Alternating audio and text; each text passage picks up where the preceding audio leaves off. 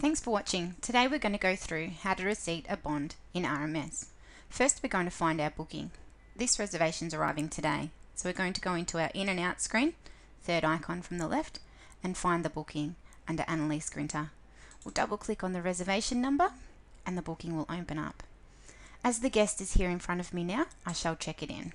So I hit the check in button, and yes, I'm sure I want to check it in. It then posts the charge of $280 onto the account. As the guest is paying cash and they don't have a credit card, I want to post a $100 bond onto their account. So I go into sundry charge. I select bond from my list. Now make sure you type in the amount of the bond. At that time it went on at a $0 figure. I'm going to go back into sundry charge again.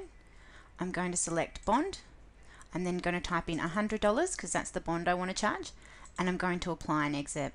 So the total the guest has to pay me now is $280 for the accommodation and $100 cash for the bond. So I'm going to go into receipt. I'm going to select cash and type in the $380 that they're paying. They've given me $400, so I type in $400 undertended and it works out the amount of change to give. I hit the process button. And you can see tendered $400, change 20. This bond has also changed. It now says paid $100 bond. So there's nothing owing on their account. I can then exit that out and save and exit my booking. When the guest is ready to depart and I'm happy that they've done no damage and happy to refund their bond, I simply go back into their account. This time I'm going to find it by reservation, find a reservation. Make sure surname given is highlighted and type in the first few letters of the surname. It'll then open up automatically. I'll go back into a com and I'll refund that bond back off.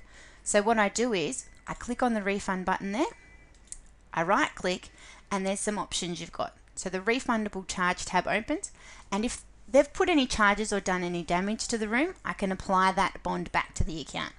If they've done no damage and there's no other charges that need to be processed, I can simply refund now. So I click the refund now. I'm refunding it all, so I put it all under refund now and have no figures to apply to the account. If they'd done some damage, say $500 for a broken chair, sorry, $50 for a broken chair, you can put the amount apply to account, $50, and then the balance can be refunded now, and there'd be $50 to refund.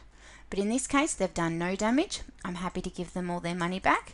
So I change it all to refund now. And I go down the bottom and I hit process. So cash, $100, process. And that refunds the money back to them. And I can see that the refunded $100 bond has been given back to them and the account's now at a zero balance. So it'll let me check it out.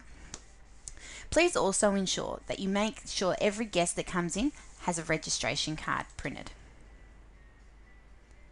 So the registration card is a form letter. So you can see new registration card. You can go down the bottom and hit merge. Sorry, I'm in the training database, so it won't let me do that. If we log out and log back into the live database,